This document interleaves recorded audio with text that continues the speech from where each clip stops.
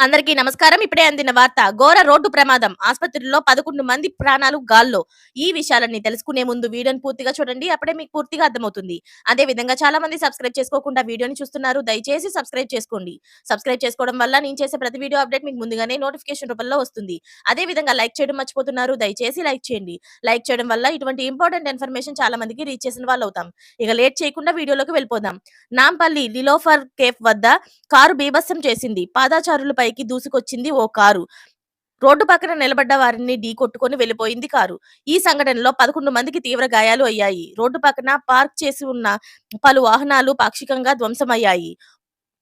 ఇక పారిపోతున్న కారు డ్రైవర్‌ను పట్టుకున్న యువకులు చితకబాది పోలీసులకు అప్పగించారు.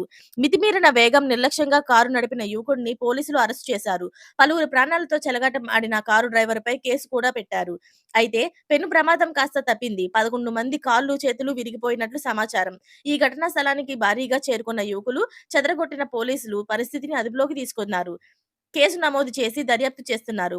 పోలీసులు కారు డ్రైవర్‌ని అరెస్ట్ చేసి కారును కూడా సీజ్ చేశారు. మరిన్ని విషయాలు తెలియాల్సి ఉంది. ఇలాంటి లేటెస్ట్ అప్డేట్స్ అన్ని మీరు ముందుగానే పొందాలి అనుకుంటే ఛానెల్‌ని సబ్స్క్రైబ్ చేసుకోండి. అలాగే పక్కనే ఉన్న గంట సింబల్‌ని క్లిక్ చేయడం మర్చిపోకండి. Thanks for watching friends.